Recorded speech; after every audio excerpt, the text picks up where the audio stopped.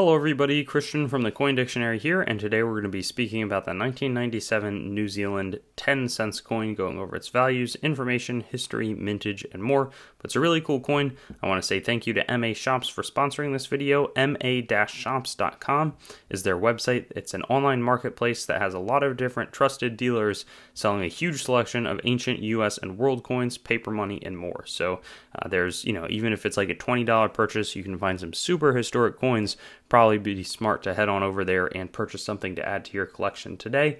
This coin was produced with this specific design featuring this portrait of Queen Elizabeth II, the Raphael McCloof portrait from 1986 to 1998 because there were different, as she would get more mature in age, they would have different portraits. So this is at that point, 1997, a slightly higher mintage year. We'll talk about that more later, but it's a copper nickel coin.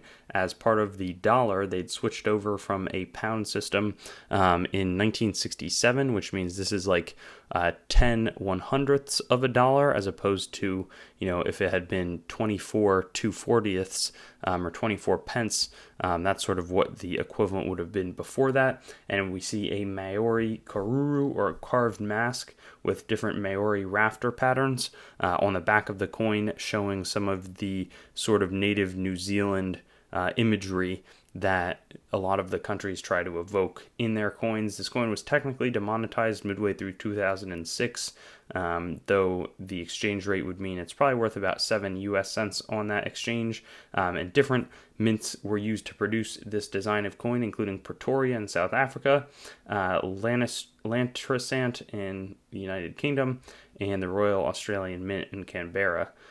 So anyways, that's most of the info about this coin. One thing that the Reserve Bank of New Zealand website says on this design, the karuru feature particularly strongly at the apex of the gable of a large carved house that was symbolic of the face of an important Maori ancestor from that part of the country. This particular one was designed by James Barry for the use on New Zealand currency, and is representative of sort of a cross of different designs from different regions. So just something to notate there. Now, in terms of 1997, there were 8 million produced.